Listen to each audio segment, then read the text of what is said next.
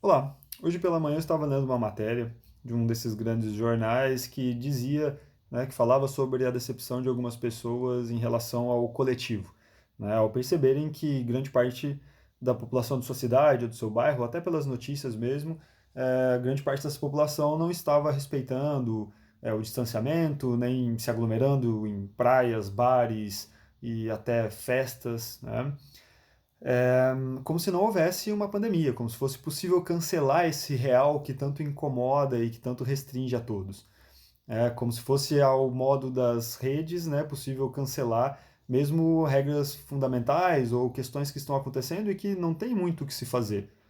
Você pode até deixar de acreditar que a Terra seja redonda, mas a lei da gravidade vai continuar funcionando, vai continuar existindo, cancelado ou não. E me parece que a pandemia segue essa mesma lógica com algumas nuances que dificultam e problematizam mais a questão. E é a partir daí que eu gostaria de abordar esse tema, pensando no ponto de vista dos dois polos, né? Daquele que decepciona e daquele que é decepcionado por esse coletivo.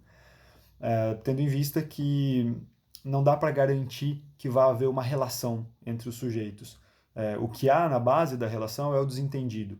Né? São discursos que acabam não se encontrando totalmente, gerando esse desentendido. Por isso que é interessante tentar abordar e tentar criar pontos de contato para que a gente não aumente a polarização, para que a gente não aumente o risco que uma polarização extrema de uma sociedade pode gerar, até em termos de colocar em ameaça a nossa democracia, tão jovem. Né? Bom, em parte, a pessoa que se decepciona é muito compreensível, porque é como se houvesse uma hostilidade a partir do outro, né, quando esse outro faz todo o possível, digamos assim, para tentar negar algo que a outra pessoa está vivendo na pele, seja tendo adoecido ou tendo alguém da sua família doente ou perdido alguém. Há ali uma hostilidade, né, que fica nas entrelinhas e que é muito difícil de lidar. É quase como se fosse uma agressão mesmo. Mas, por outro lado, daria para pensar que essa pessoa que tanto se decepciona com o coletivo talvez tenha partido do pressuposto que as pessoas não vivem numa sociedade extremamente individualista como nós vivemos. E isso vem acontecendo desde as nossas últimas eleições. Pessoas descobrindo que as outras pessoas pensam diferente delas, consideram o ser humano, as diferenças, de uma forma totalmente diferente. A grande decepção que isso tem gerado em núcleos familiares, em núcleos de amizades, grupos, né, seja de WhatsApp ou grupos de pessoas que convivem por algum trabalho, alguma coisa nesse sentido, a grande decepção que isso tem gerado tem sido muito grande, mas se a gente parar um pouco para pensar, essa decepção parte do pressuposto que os outros pensariam igual. E o problema todo acabou surgindo exatamente quando, diante de uma polarização muito grande e de um fenômeno que talvez a gente tenha que estudar aí muito em relação às redes, aos fake news, né? E a pós-verdade, né? Que nós temos observado e vivido tanto. É, Bom, diante de tudo isso, algumas questões ficaram muito visíveis. E a decepção que isso acabou gerando, bom, trouxe muito sofrimento, muita angústia para algumas pessoas. Mas é interessante pensar que é bem possível que essa decepção acaba acontecendo por é, uma espécie de fantasia, né, de que o outro pensa, considera e estaria junto com você, mesmo estando próximo, na mesma casa, na mesma família. E é difícil mesmo perceber que o outro é diferente, espera coisas diferentes e a distância que há entre pessoas da mesma família. Por isso que é importante pensar que até aquele que está se decepcionando também precisa trabalhar algumas questões em relação ao que esperava tanto desse outro ou que pensa que o outro espera de si. Que se a gente fosse pensar em termos do sofrimento neurótico, isso é uma questão quase sempre central. E por outro lado, o ponto de vista daquele que decepciona, né, o coletivo, porque vai às ruas, não respeita o distanciamento, procura cancelar a pandemia, né, ou cancelar o isolamento. Bom, eu penso que aí talvez tenha uma leitura muito equivocada do conceito de liberdade. Uma das coisas interessantes dessa matéria que eu li é que era possível ler os comentários embaixo, o que é sempre um exercício quase escatológico às vezes de se fazer, porque o pior das redes acaba aparecendo nesses comentários em alguns momentos.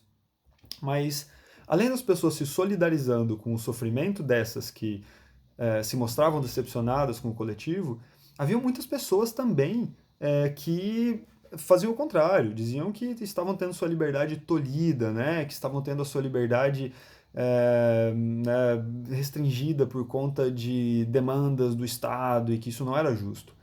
E eu penso que aí tem uma leitura muito equivocada do conceito de liberdade.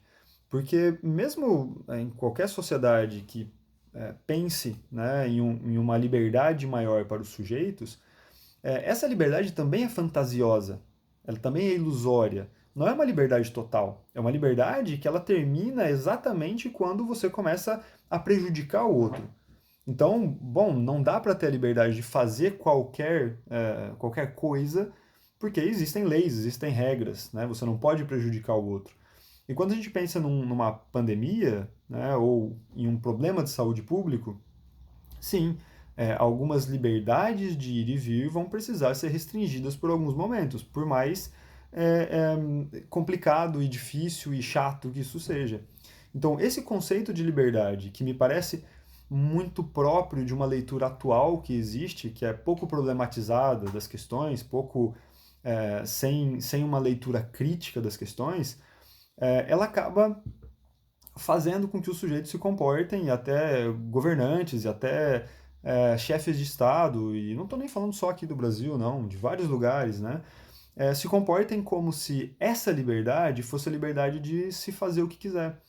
E a partir do momento que se vive em sociedade, se vive em civilização, o próprio, a própria, o próprio movimento do ser humano em direção a algo civilizado ele precisa tolher alguns impulsos.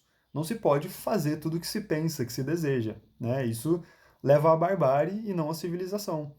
E é exatamente esse sofrimento, né, esse mal-estar, como dizia Freud no seu texto de 1930, Mal-Estar na Civilização, ele é um dos geradores de sofrimento.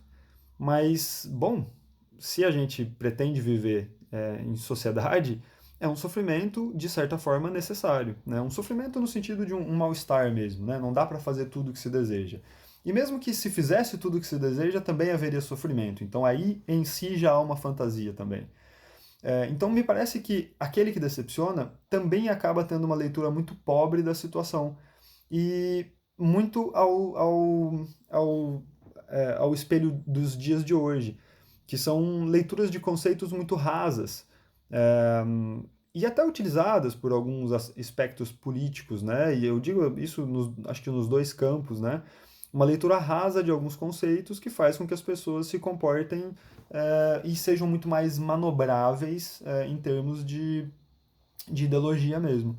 Né? Então você pode deixar um conceito como liberdade sem problematizar ele dentro de um aspecto cultural e fazer com que as pessoas então fiquem muito bravas com qualquer governador que tome medidas restritivas em função da pandemia, né, simplesmente porque ele está tolhendo a liberdade. E isso não é bem verdade, né, a não ser que você esteja fazendo uma leitura muito rasa do conceito de liberdade.